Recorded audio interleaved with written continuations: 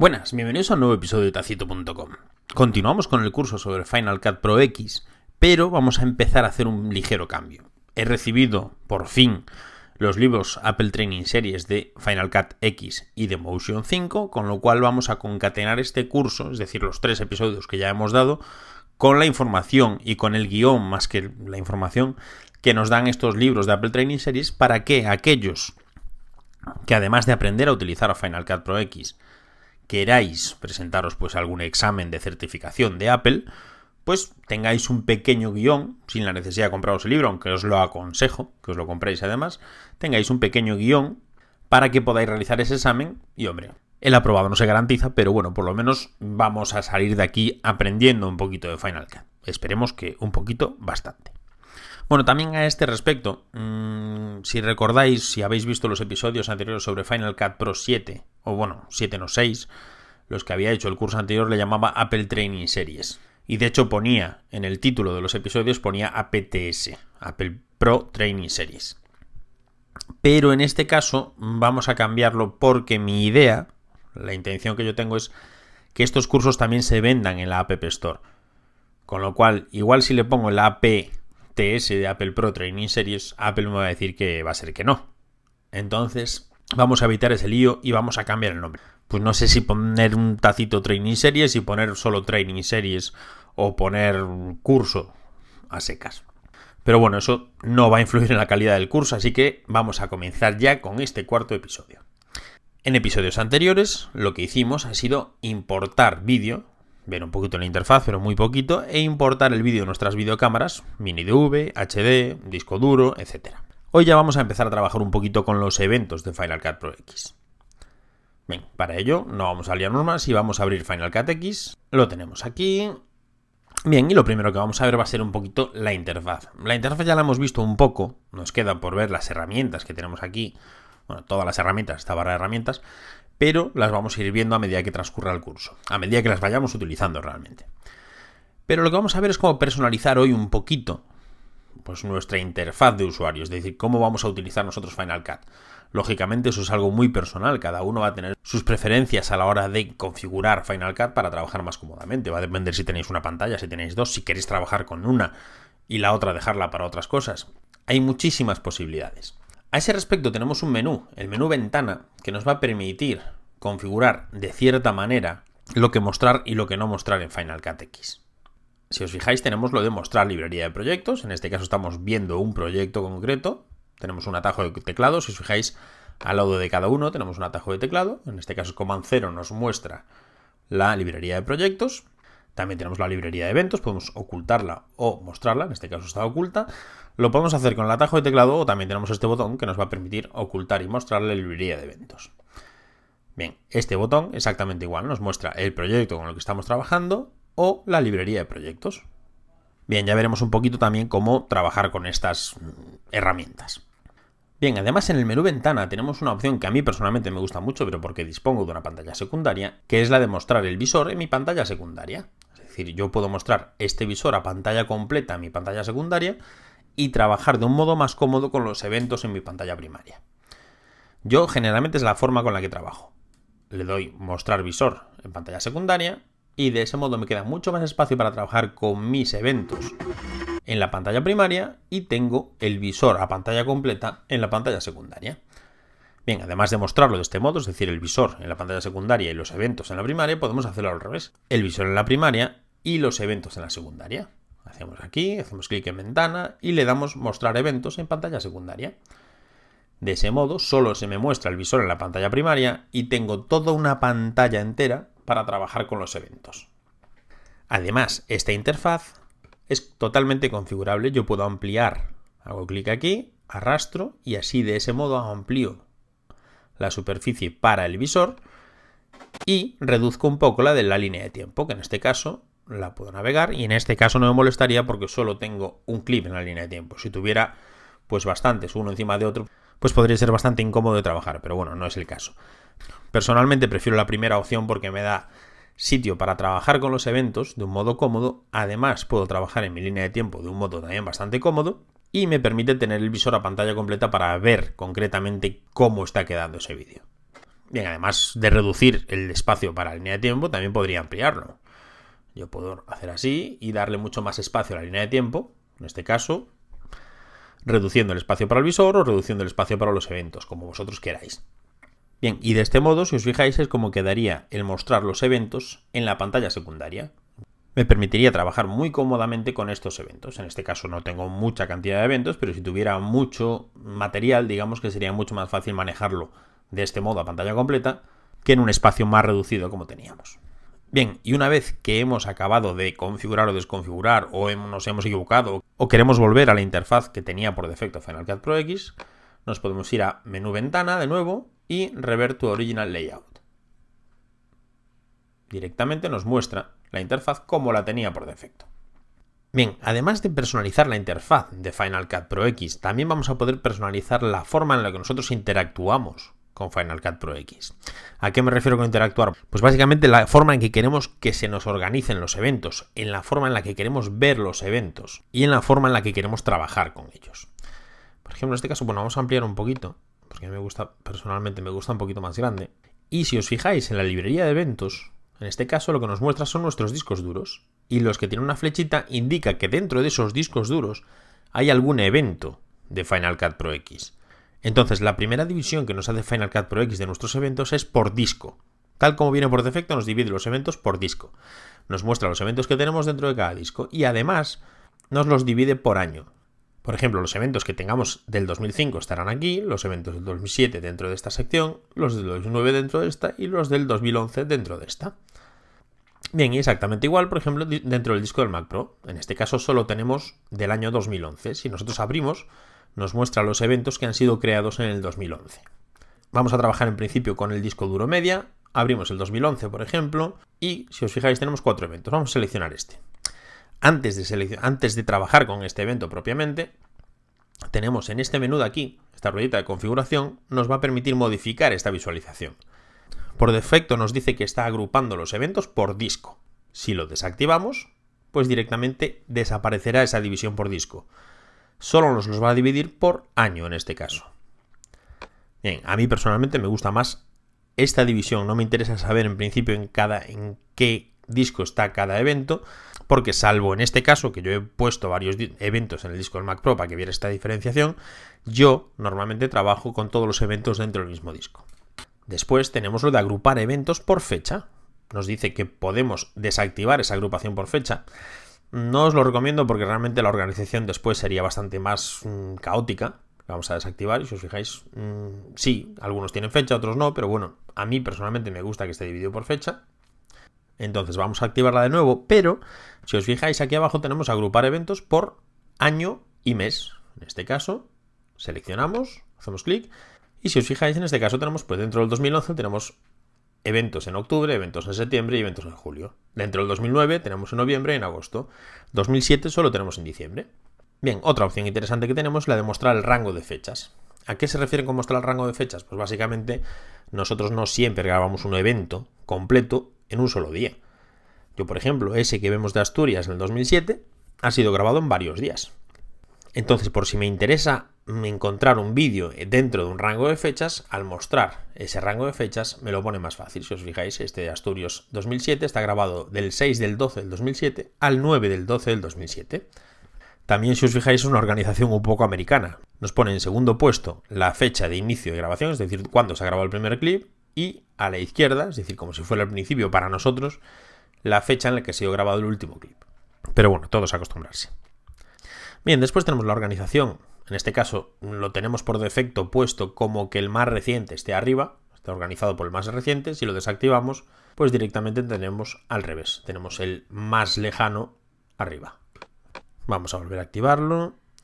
Y lo siguiente que tenemos es la organización de clips propiamente. Nos dice si queremos agrupar los clips, es decir, hacer grupos de clips dependiendo de cuándo han sido creados, de la fecha en la que han sido importados, del carrete, de la escena, eso ya se lo hemos introducido cuando importamos el vídeo, del tipo de archivo también, o bien, pues le decimos que no queremos agruparlos, no queremos que estén agrupados de ningún modo, o bien si hemos seleccionado cualquiera de estas opciones, en este caso está puesta la de cuándo ha sido creado ese contenido, si queremos que sea una fecha ascendente o descendente, sí, un orden ascendente o descendente.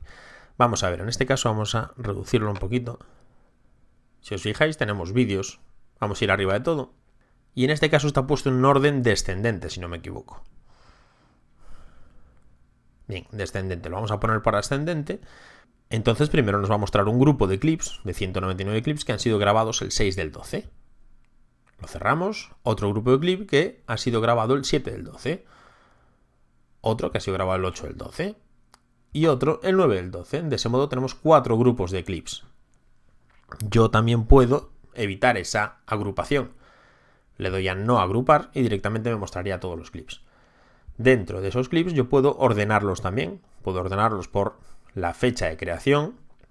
Te das cuenta que la fecha de creación no es lo mismo que la fecha de importación. En la agrupación yo puedo seleccionar fecha de creación o fecha de importación. O sea, ya como vosotros queráis. Dentro del orden de los clips puedo ordenarlos por nombre, por fecha, por duración, etc. Algo también interesante es agrupar por duración. Si agrupamos por duración, nos va a mostrar los clips, en este caso, de 0 a 10 segundos, de 10 a 30 segundos, de 30 a 60 segundos. Si tenemos, claro, si no tenemos no los va a mostrar. De 1 a 10 minutos y así sucesivamente. Entonces también es interesante por si queréis un clip de un tamaño determinado. Bien, pero además de poder modificar la organización de esos clips, en este caso la agrupación de esos clips, como acabamos de ver, también vamos a poder modificar cómo vemos esos clips. Yo ahora, por ejemplo, voy a abrir estos de 1 a 10 minutos, porque son un poquito más largos, y si os fijáis tengo un clip en cada, digamos, cada sección, cada cuadrado, cada segmento es un clip, es decir, es un vídeo, es una parte del vídeo. ¿Por qué están separados si se ha importado directamente? Si es de una cámara HD, por ejemplo, HD me refiero a de disco duro, no la definición en sí. Pues ya directamente separa automáticamente los clips. ¿Cómo separan esos clips? Esos clips se separan por diferencias de imagen. Si os fijáis, en este caso pasa de una escena, aunque esté grabado continuamente. En el momento que hay una parada, imaginaos que se paras un momentito de grabar, aunque lo pongas en pausa, y vuelves a grabar, como es en este caso, por ejemplo, ya ha cambiado la escena. Entonces, al cambiar esa escena, ya directamente detecta un cambio y pues lo separa en dos clips distintos. Eso funciona exactamente igual si nosotros importamos un vídeo con una cámara mini DV. Va a detectar automáticamente la escena y va a dividir ese clip. Bien, si os fijáis, yo puedo hacer skimming sobre estos clips. El skimming fue una característica que introdujo Apple en iMovie 09, si no me equivoco. Sí, iMovie 09. Y es una característica realmente muy interesante que nos va a permitir previsualizar nuestros vídeos. En este caso, los clips, si os fijáis, son de 1 a 10 minutos, dependiendo de cada clip. Y sin embargo lo estamos viendo en un segmento muy pequeño. Nosotros tenemos aquí abajo un deslizador que nos va a permitir ampliar esa visualización. Yo, por ejemplo, voy a ponerlo al mínimo, por ejemplo, no a medio segundo, no, que es mucho, pero a 10 segundos, por ejemplo. Entonces, ¿qué hago al ponerlo en 10 segundos? Pues básicamente que este clip que yo tenía seleccionado me lo va a dividir. No dividir físicamente, como veis, continúa la sección, pero es como si lo dividiese en segmentos de 10 segundos. ¿Para qué hace eso? Básicamente para orientarme un poquito mejor y para permitirme trabajar un poquito más cómodamente. Yo puedo hacerlo, incluso una edición más larga, y hacerlo pues de medio segundo. Cada medio segundo tengo esa rayita que me define que ha pasado ese medio segundo en este caso. Bien, de ese modo trabajamos un poquito, bueno, un poquito no, mucho más precisamente. Bien, si os fijáis tenemos los clips y en este caso nos aparece aquí una línea dentada. Esa línea dentada significa que el clip continúa más adelante. Y como veis, en el momento que lo seleccionamos, directamente nos selecciona todo ese clip. Exactamente igual aquí y exactamente igual con todos los clips. ¿Cómo saber cuándo acaba y cuándo comienza un clip? Pues con los puntos redondeados. Fijáis, tenemos estas esquinas redondeadas y esa separación entre los dos clips. Esa separación entre los dos clips y las esquinas redondeadas indican que aquí está el final de un clip y aquí está el principio de otro. Bien, si os fijáis aquí abajo también tenemos un código de tiempo. Ese código de tiempo nos va a permitir también visualizar el punto en el que estamos de ese clip. Y los códigos de tiempo, si os fijáis, se dividen en horas, minutos, segundos y frames, es decir, y fotogramas. Entonces nosotros vamos a poder ir navegando de fotograma en fotograma prácticamente. Dependiendo del tipo de visualización, vamos a poder navegar pues más precisamente o menos, digamos. Si os fijáis, aquí podemos mover prácticamente, bueno, sin prácticamente, nos podemos mover de fotograma en fotograma. El skimming tiene una parte mala también, nos puede molestar. Como en este caso, por ejemplo, si yo hago el skimming, el sonido pues realmente me molesta y este sonido no me dice nada además.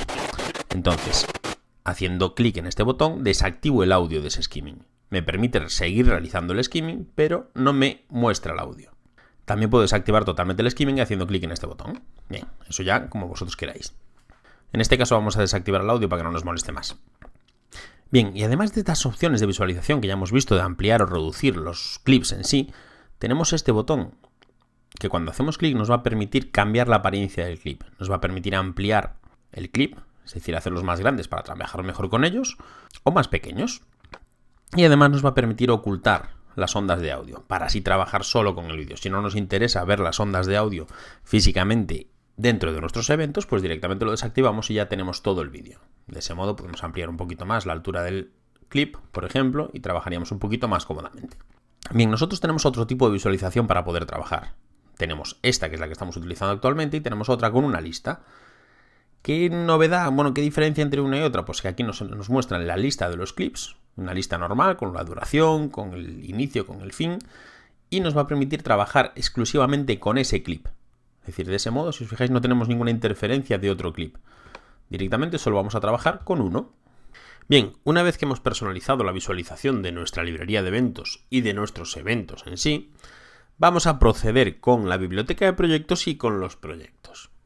Bien, en principio tenemos un proyecto abierto, que es este de Piscina Carla. Si hacemos clic en este botón nos vamos a ir a la biblioteca de proyectos, en la cual se nos van a mostrar todos los proyectos que tengamos en ese momento conectados.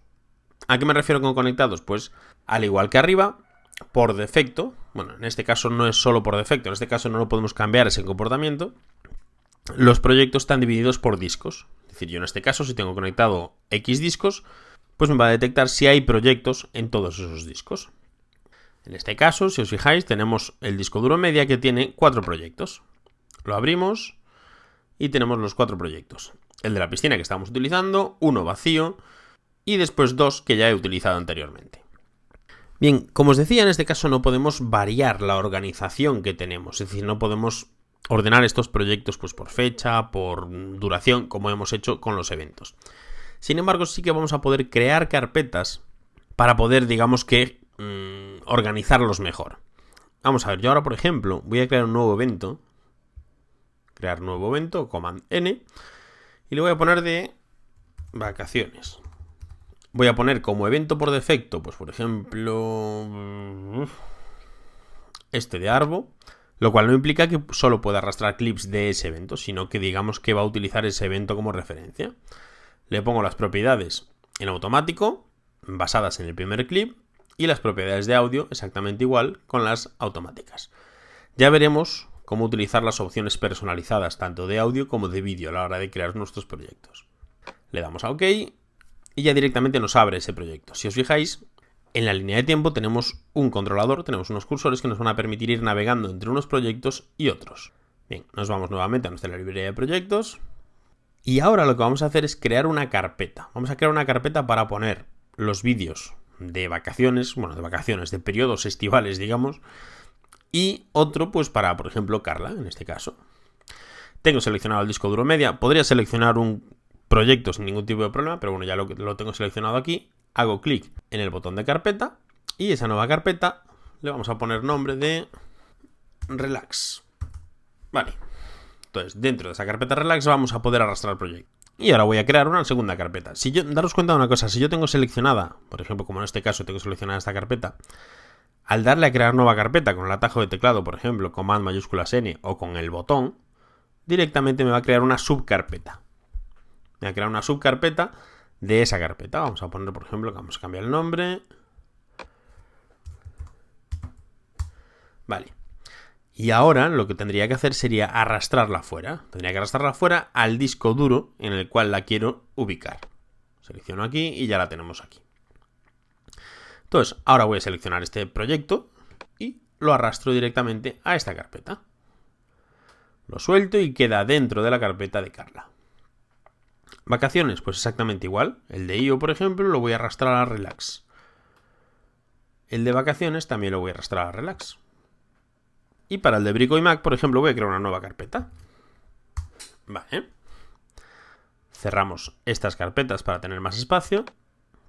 Y voy a arrastrar el de Brico y Mac a la carpeta de tacito.com. Tengo un proyecto nuevo que en este caso a mí no me interesa, con lo cual pulso Command y Backspace y directamente lo elimino. Bien, de ese modo, como veis, hemos podido organizar nuestra biblioteca de proyectos, aunque en este caso es una biblioteca de proyectos corta. En caso de que no tengáis muchos proyectos no os va a traer mayores molestias. Sin embargo, si ya estáis trabajando en Final Cut seguido, pues probablemente al cabo de un tiempo pues tengáis un montón de proyectos, con lo cual la organización puede ser caótica si no la llevamos a cabo a través pues de determinadas carpetas. Bien, además de esta organización, nosotros podemos trasladar proyectos. Podemos cambiar proyectos de ubicación, digamos, de disco duro en este caso.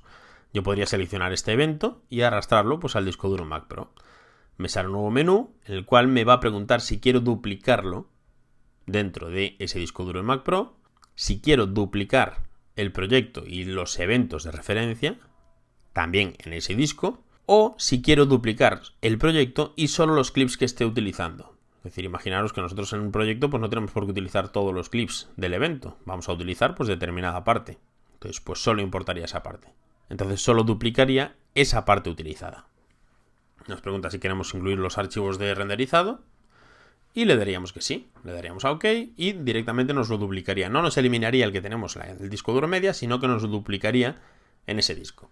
Eso también es una opción muy interesante para poder trabajar en discos duros externos y llevarte el trabajo, digamos, imaginaos tenéis os trae un disco duro externo y tenéis que llevar ese trabajo pues a otro ordenador, pues directamente podéis hacer eso, lo trasladáis a ese ordenador y directamente trabajaréis después con Final Cut Pro X sin ningún tipo de problema. Bien, para abrir un proyecto, directamente hacemos doble clic sobre él y ya nos lo carga en la línea de tiempo. Bien, y lo primero que vamos a ver de la línea de tiempo es que el skimming funciona perfectamente. En este caso tengo desactivada la opción de el skimming de audio para que no nos moleste. Y si os fijáis, hay varias cosas. Una son estas divisiones que nos pasa igual que arriba, que nos va a dividir el clip dependiendo del zoom que le tengamos. En este caso, si lo ponemos a menos, directamente nos crea un archivo más comprimido. Y otra son estos cortes, digamos, que estos cortes lo que se llaman puntos de edición. En este caso son puntos de edición totalmente artificiales. ¿A qué me refiero con ellos? Los acabo de crear mediante la herramienta cuchilla para que podamos visualizarlo mejor. Esto nos va a pasar cuando nosotros importemos un clip, cuando estemos editando, vamos a importar partes de los eventos. Entonces, cada una de esas partes de los eventos se van a dividir en estos puntos de edición, en estos cortes de edición. Podemos ir navegando y podemos, digamos que, localizar esos puntos de edición de un modo muy sencillo. Primero es activando la opción Snapping. Con la opción de Snapping, cuando nosotros pasamos el ratón por encima, se nos queda ahí. Nos hace una especie de resistencia, además nos marca una línea y además se nos muestra una nueva herramienta que ya veremos cómo funciona. Bien, además de navegar con el ratón, es decir, haciendo el skimming, que en este caso es un vídeo bastante pequeñito, entonces no tendríamos problema, pero en caso de que tuvierais un vídeo muy grande, pues sería bastante problemático. Tenemos una opción de navegar entre ellos con los cursores. Si yo pulso el cursor hacia arriba, me va a ir al anterior punto de edición. Vuelvo a pulsar, me vuelve a ir al anterior y así sucesivamente. Y si pulso el cursor hacia abajo, me va a ir al punto de edición siguiente. Bien, en el momento que estamos en un punto de edición, ya hayamos entrado de un modo o de otro, si os fijáis, en ese punto nos aparece un marco, nos aparece una especie de L que nos indica que estamos en el punto inicial de ese corte, de ese punto de edición, es decir, de ese clip. Si yo, por ejemplo, utilizo los cursores a la derecha o a la izquierda, lo que vamos a hacer es ir navegando fotograma a fotograma por el vídeo. En este caso, como decíamos, estamos en el principio de un clip. Si yo pulso el cursor a la izquierda, me voy a ir al fotograma anterior a ese inicio. Con lo cual me voy a ir al fotograma final del clip anterior. En este caso no hay diferencia entre un clip y otro, pero sí que nos encontramos con esta diferencia, que es que el marco está en la derecha abajo y es como una L invertida. Entonces, con los cursores a derecha o izquierda vamos a poder ir navegando fotograma a fotograma por nuestros vídeos, para trabajar de un modo más preciso. Esos controles también los vamos a tener aquí, en el visor. Tenemos el control de reproducir, tenemos el control de ir pasando de punto de edición en punto de edición, para adelante o para atrás, y el de fotograma en fotograma, hacia adelante o hacia atrás. Bien, para reproducir nuestro vídeo tenemos la barra espaciadora, pulsamos y lo empieza a reproducir. Si cuando nosotros pulsamos la barra espaciadora tenemos la tecla mayúscula pulsada, lo que va a hacer es ir en dirección inversa, es decir, va a ser marcha atrás. Bien, además de la barra espaciadora, también tenemos otros controles de reproducción, que yo por lo menos los recuerdo desde Final Cut Pro 5, que son las teclas J, K y L. Son 3 teclas que están juntas, con lo cual nos va a permitir muy cómodamente reproducir nuestros vídeos hacia adelante, hacia atrás o pararlos. Si yo pulso la L voy hacia adelante, si pulso la K lo paro y si pulso la J vuelvo para atrás, es decir, vamos marcha atrás. Es muy sencillo de utilizar. Bien, con una cosa más, si yo pulso la L voy hacia adelante, si pulso la L otra vez, es decir, si la pulso 2 veces voy a ir hacia adelante pero a doble de velocidad, si la pulso 3 veces voy a ir a triple, cuádruple y así sucesivamente. Y hacia atrás funciona exactamente igual. De ese modo se llamaría pues reproducir a 1x o a 1 por, como queráis, a 2 por, 3 por, 4 por, etc. Yo pulso ahora por ejemplo la L, vuelvo a pulsar, voy a marcha rápida, vuelvo a pulsar, vuelve a ir a marcha rápida y así sucesivamente. Pulso la K y lo paro. Hay una cosa que a mí personalmente no me gusta. Yo ahora, por ejemplo, si pulso la L 4 veces porque voy al cuádruple de velocidad y quiero reducir esa velocidad, no puedo hacerlo de un modo tan sencillo como sería, pues por ejemplo, pulsar la J para reducir. Imaginaros, vamos a 4 por y yo si pulso la J significa que voy a ir a menos 1 por. Entonces, lo lógico sería que esa velocidad se redujese a 3 por. Es decir, le estaría restando 1 de velocidad de cada vez que yo pulsase la tecla de retroceso. Pero no es así. Cuando yo voy a cualquier velocidad con la tecla L, pulso la J y empiezo a reproducir a menos 1 por hacia atrás. Es decir, tiene ahí determinado juego. A mí personalmente me gustaría más que fuese así. Un modo de controlarlo un poquito más suavemente. Pero bueno, siempre podemos utilizar la tecla K. En el momento que queramos algo, volvemos para atrás y volvemos a darle. Como veis, además tenemos un control de visualización de la línea de tiempo. Podemos hacerlo más grande. Y así estaríamos prácticamente en fotograma a fotograma esa división y podemos reducirlo a la mínima, que sería pues así. Entonces tenéis que encontrar un punto intermedio que sea cómodo para trabajar sin ningún tipo de problema. Bien, además también tenemos un pequeño truquillo con estas teclas de JKL, que si yo pulso por ejemplo la K y la L a la vez, voy a ir a marcha lenta hacia adelante, y si yo pulso la K y la J a la vez, voy a ir marcha atrás, pero a marcha lenta, digamos. Además también lo vamos a poder mover fotograma a fotograma. Si yo mantengo la K pulsada y pulso la tecla L, me muevo un fotograma, 2, 3, 4, 5, sucesivamente. Y hacia atrás exactamente igual pulsando la tecla J mientras mantenemos la K pulsada. Pues bien, hasta aquí ha llegado este nuevo episodio sobre Final Cut Pro X. En este caso ya comenzaríamos con las llamadas Apple Training Series o como les llamemos al final. Y como siempre, espero que os haya gustado y sobre todo que os haya sido útil. Un saludo y hasta luego.